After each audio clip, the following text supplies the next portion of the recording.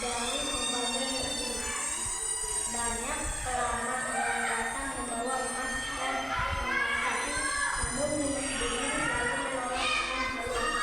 Ada tidak ingin pernikahan yang didasari hanya oleh nafsu atau kekuasaan. Suatu ketika seorang pangeran yang sakit nyanyi, "Aku merasa menghina karena penolakannya." Pangeran tersebut mengerahkan pasukannya untuk menguasai wilayah sendiri. Tunggu, terjadilah pengejaran yang hebat. Dalam pelatihan Nimas Belimbing sampai di sebuah daerah yang penuh pohon beringin. Tanah tersedak dan tidak ingin jatuh karena orang yang tidak ia cintai. Nimas Belimbing memohon pertolongan kepada Tuhan. Ia bersembunyi di bawah pohon belimbing yang rindang. Dengan kesaktiannya ia seolah-olah menyatu dengan alam. Di tempat persembunyiannya itu ia menghilang seorang serius rakyat dan meninggalkan alam dunia belimbing yang menumpah. Para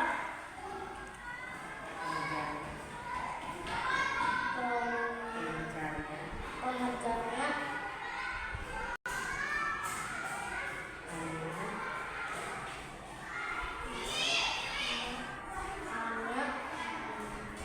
menemukan hamparan pohon belimbing yang membuah lebat, namun tidak bisa menemukan yang sang putri. Tempat tersebut kemudian diyakini sebagai asal-usul nama daerah atau desa yang berkaitan dengan nama beliau di Melayu. Selanjutnya pencarian bahasa yang akan dibacakan oleh hadirin. Menggunakan kata-kata seperti kisah, kesaktian, takluk, persembunyian, mangkat atau mahyam.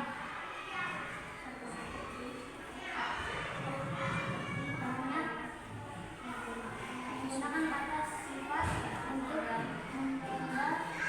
menggambarkan alasan seperti cantik, cerita, lampu, tebu, kemudian dan halus budi, padanya, sayu, sinar bulan.